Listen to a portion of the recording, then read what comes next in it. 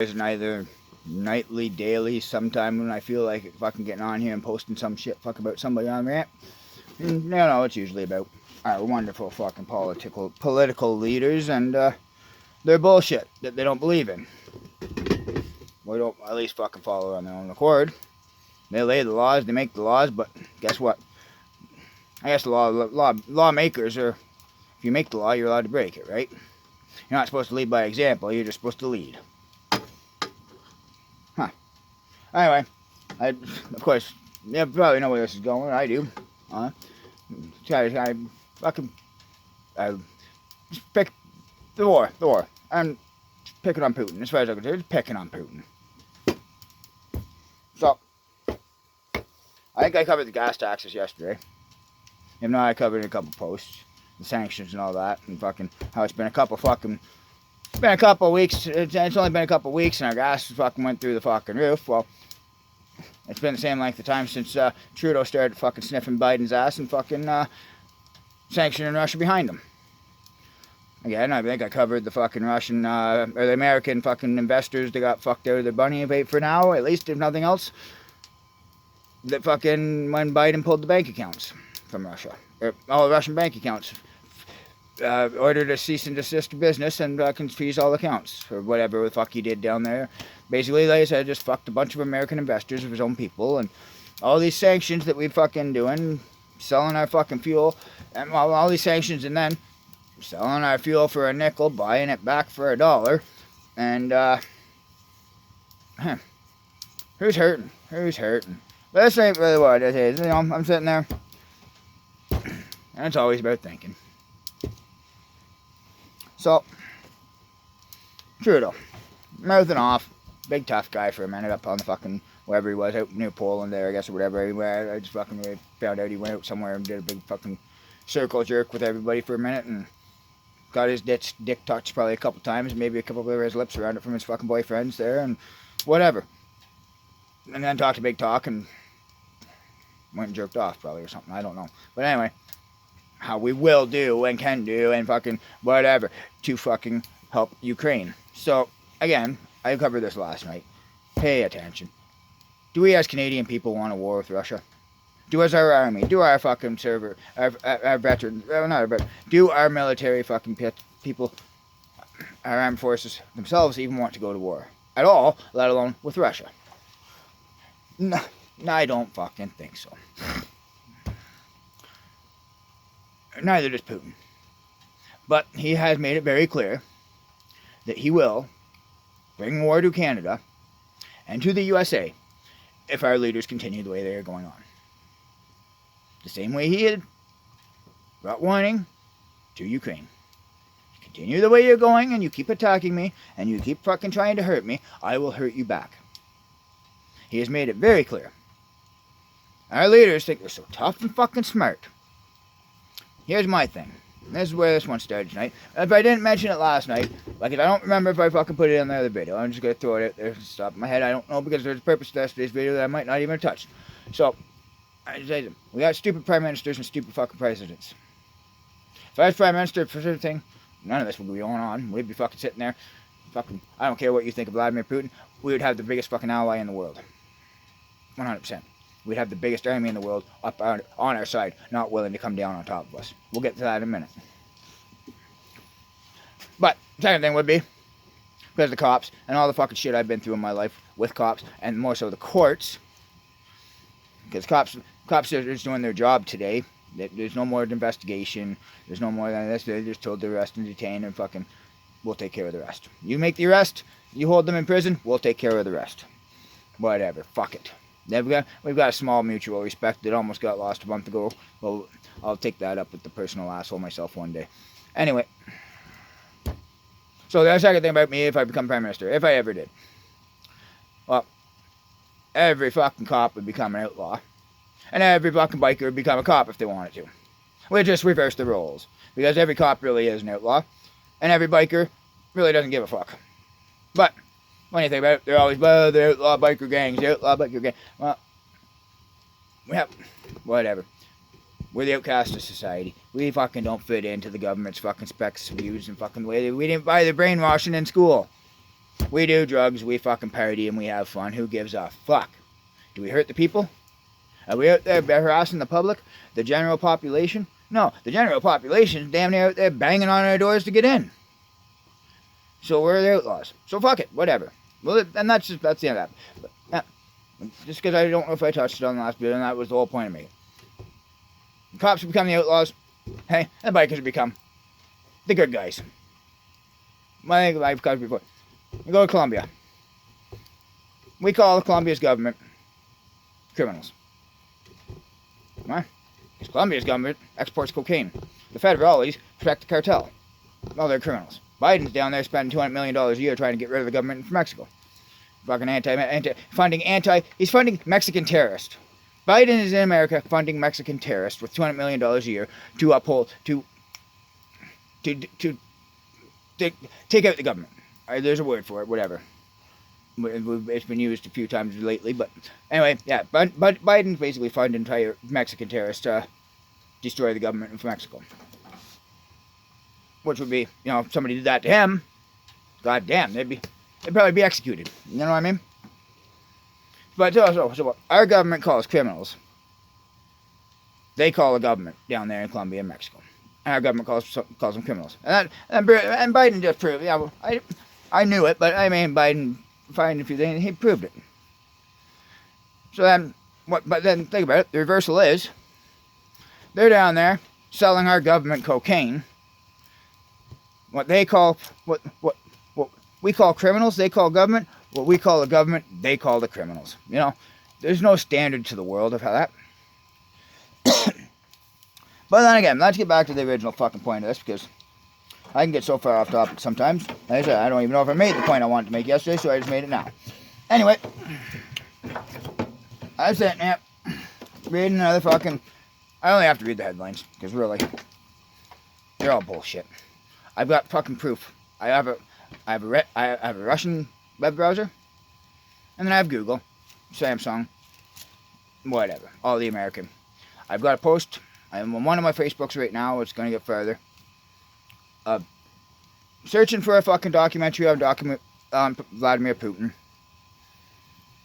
on the Yandex Russian web browser, and searching for a documentary on Vladimir Putin on the YouTube app. Now, I found it on.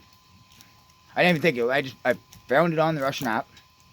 Top page, top fucking post. The exactly what I was looking for. And this is a publicly televised in 2016 interview with an American journalist. I didn't watch it again. It was a 6-hour fucking event on TV. It's a 4-hour video on YouTube. It's a 4-hour documentary interview with Vladimir Putin. They will tell you the kind of man he is. If you ever fucking are interested, look up 2016 Vladimir Putin fucking documentary. In Yandex, you'll find it. Come over to the American side, where it was broadcasted because they only had so many limitations. Maybe it, PBS. I'm thinking PBS because it's a publicly broadcasted funding system, and they can't really fucking hold back on them too much, but they can tighten the rope a little bit, right? But it was one of those. I'm pretty sure it was an American station it aired on. Anyway, I watched it with a friend of mine. I wouldn't even fucking, if he hadn't brought it up, I would never even know. And I'm glad to this day. I'm fucking very glad I watched that fucking documentary back then, because it gives you an idea of who a man is and not a couple cowards. Anyway, so yeah, go back over to the YouTube. Go and you're gonna see if you ever fucking download this Russian fucking browser, Yandex. Top post, YouTube, Vladimir Putin, 2016 interview. Go pipe the exact same search into the American YouTube. It's not in the top 20. It's not on the American YouTube side, I don't think. If it is, it's buried so far down underneath today's bullshit. Even when you put 2016 in, they don't want you to see it for some reason. Why? Because they know the man is telling the truth. They know the man is real, and they don't want us Americans actually knowing the man is real. They don't want the truth over here. I say us Americans, I'm Canadian, but I don't give a fuck because we're all North America. And fuck it. We got Trump fucking sniffing fucking Biden's ass. We're gonna be American here shortly if we don't. So fucking whatever. Mike, you know what? I've had a Canadian flag hanging in my yard for shit since I moved here 6-7 years ago. It's been hanging on that pole. Nice shape. I have one little tear in it because I fucking whatever, but it's the way it's hung. The day the truckers backed out of the fucking goddamn convoy and started going home and everybody got took that Sunday afternoon, I walk out my door, I look at the flag, and the poor bastard committed suicide. I swear to fucking God. I'll take a picture of it tomorrow. He's up there, he's just looking, he ripped himself all day. I don't know how, because there was one little, he committed suicide. He's even disappointed to be fucking Canadian. My flag. I swear to fucking God, I'm not joking you one fucking bit. I walked out my fucking door, and the flag is ripped to fuck.